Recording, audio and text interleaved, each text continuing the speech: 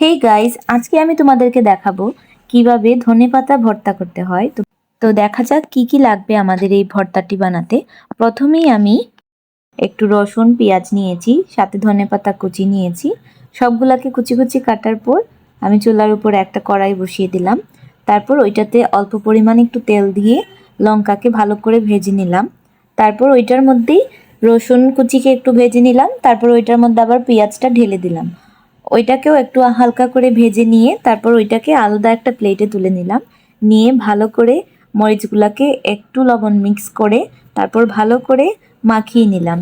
একটু ভালো করে মাখানোর পর দেখা যাবে পেঁয়াজগুলাও একটু মিক্স হয়ে গেছে ওইটার সাথে।